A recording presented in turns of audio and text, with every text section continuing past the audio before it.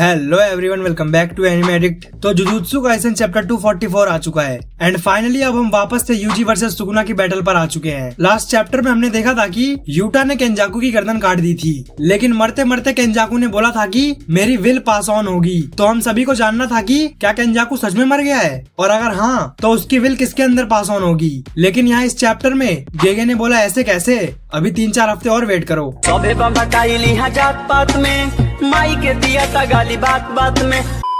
पर क्योंकि अब हम यूजी वर्सेस सुकुना की बैटल पर वापस आ चुके हैं, तो ये चैप्टर बहुत बवाल होने वाला है। यूजी ने लिटरली सुकुना को इतनी तेज पंच मारा है कि उसकी पूरी बॉडी कांप गई है। तो बिना टाइम वेस्ट किए let's start the video. Chapter 244 शुरू होता है फ्लैशबैक से। ये फ्लैशबैक तभी का है जब गोजो और सुकुना की लड़ाई चल रही थी। वहाँ कुसाकाबे के साथ सभी सॉर्सरर्स मौजूद हैं। इधर सुकुना वर्सेस गोजो चल रहा था और वहीं दूसरी तरफ ये सब केंजाकू को निपटाने का प्लान बना रहे थे। ये इन्हीं लोगों का प्लान था कि तकाबा जाकर केंजाकू को डिस्ट्रैक्ट करेगा और इसी का फायदा उठाकर यूटा उसे खत्म कर देगा। और वो लोग ये प्लान तभी एग्जीक्यूट करेंगे जब गोजो हार चुका होगा।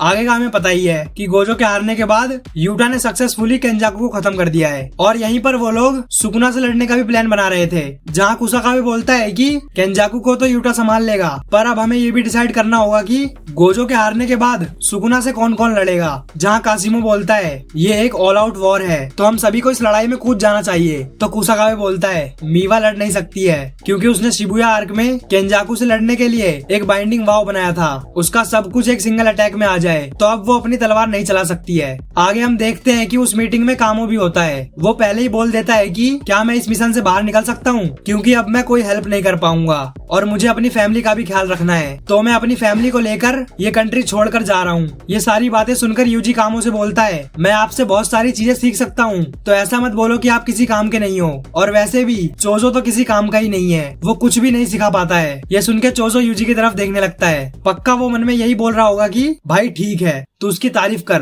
पर मेरी बेइज्जती क्यों कर रहा है। एनीवेज आगे हिगुरुमा बोलता है कासिमो के बाद सुकुना से लड़ने मैं जाऊंगा। मैं अपनी कर्स टेक्निक का यूज करके सुकुना पर डेथ पेनल्टी लगा दूंगा और फिर मैं एग्जीक्यूशनर स्वॉर्ड से सुकुना से लड़ पाऊंगा। ये सुन के कासिमो हिगुरुमा से बोलने लगता है कि तुझे क्या लगता है मैं उससे हार जाऊंगा, और वो हिगुरुमा पर गुस्सा करने लगता है। बाकी आगे का हमें पता ही है कि ये बंदा 2 चैप्टर भी ढंग से नहीं टिक पाया था, तो सुकुना को हराना तो दूर की बात थी। आगे हकारी कासिमो को शांत कराने के लिए बोलता है कि हमें पता है तू नहीं हारेगा, बस हम एक अजम्पशन कर रहे हैं। आगे कुसाकाबे हिगुरुमा से पूछता है कि क्या तुम सुकुना पर डेथ पेनल्टी लगा लोगे, तो यूजी बोलता है ये हिगुरुमा चूज नहीं कर सकता है, ये सब जजमेंट पर डिपेंड करता है कि वो सुकुना पर क्या चार्ज लगाएगा। आगे यूजी ये भी बोलता है कि सुकुना ने उससे 3 बार स्विच किया था, जिसमें उसने बहुत लोगों को मारा था। और फिर हिगुरुमा सीजन 1 से लेकर अभी तक सुकुना के करे हुए सारे पाप गिनवाने लगता है। आगे हिगुरुमा ये भी बताता है कि सुकुना ने अभी मेगुमी की बॉडी पर टेक ओवर कर रखा है। अब मेगुमी जिंदा है या नहीं ये जानकर ही जजमेंट उसे डेथ पेनल्टी दे सकता है। एक मर्डर की सजा है 10 से 15 साल की जेल, 2 मर्डर पर लाइफ टाइम जेल या फिर डेथ पेनल्टी,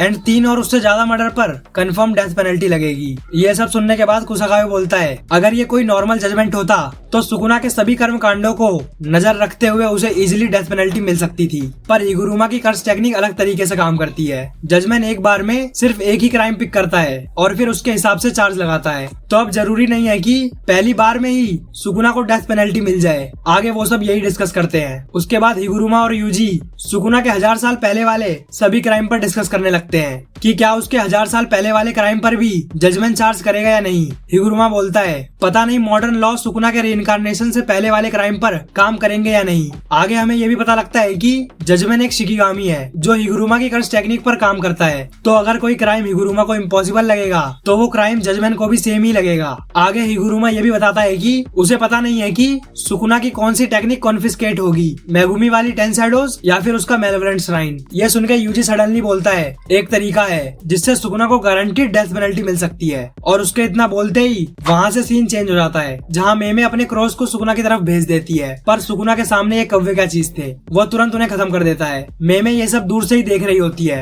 और उसे रियलाइज हो जाता है कि सुकुना के आगे ये कौवे किसी काम के नहीं है, पर उसने उन कौवों से सुकुना को डिस्ट्रैक्ट कर दिया था और अब सब कुछ हिगुरुमा पर है। और तभी हिगुरुमा अपना हैमर बड़ा करके सुकुना पर एक जोरदार अटैक कर देता है, लेकिन सुकुना उसे डॉज कर लेता है और फिर यूजी भी वहाँ कूद जाता है। वो हिगुरुमा के अटैक से जितने भी पत्थर टूटे थे उन सभी को मुक्के मार के सुकुना पर फेंक देता है और ये सब देख के सुकुना अपना वेपन यूज करने वाला होता है, लेकिन तभी हिगुरुमा सुकुना के वेपन को बाइंड कर लेता है और इसी का फायदा उठा के यूजी सुकुना को एक जोरदार मुक्का जड़ देता है, जिससे सुकुना की पूरी बॉडी कांप जाती है। वो भी एक बार को सोचने लगता है कि ये ऐसा क्या सीख के आया है, और तभी हिगुरुमा अपना डोमेन खोल देता है, domain expansion deadly sentencing. And तभी हमें फ्लैशबैक दिखाया जाता है जब यूजी बोल रहा था कि उसके पास एक आइडिया है। यूजी हिगुरुमा को बताता है कि हम उस ट्रायल को यूज कर सकते हैं जब यूजी और हिगुरुमा लड़े थे, और उसे सुकुना के अगेंस्ट यूज कर सकते हैं। हम सुकुना को शिबुया के मास मर्डर के लिए एक को डिफेंडेंट की तरह यूज कर सकते हैं, जिससे हम सुकुना को डेथ सेंटेंस दे सकते हैं। और इसके बाद हम प्रेजेंट में आ जाते हैं,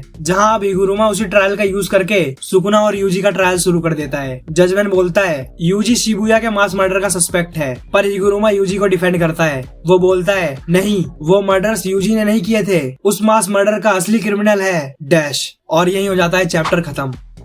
अब यहाँ गेगे ने हमें एक और क्लिफ हैंगर पर छोड़ दिया है, और इस चैप्टर में हमें यूजी की न्यू पावर्स के बारे में भी कुछ नहीं बताया गया है। एंड नेक्स्ट वीक ब्रेक भी है, तो आगे क्या होने वाला ये सब जानने के लिए हमें 2 हफ्तों का वेट करना पड़ेगा। बट अगर आपको जानना है कि आगे यूटा कैसे गोजो को हील करेगा और फिर गोजो को कौन सी न्यू पावर्स मिलेंगी, तो मेरी इस वाली वीडियो को जरूर चेक करें। और अगर आपको ये वीडियो अच्छी लगी तो वीडियो को लाइक जरूर करें, एंड ऐसे और भी एनिमे रिलेटेड कंटेंट के लिए चैनल को सब्सक्राइब जरूर करें। So thanks for watching this video, मिलते हैं नेक्स्ट वीडियो में।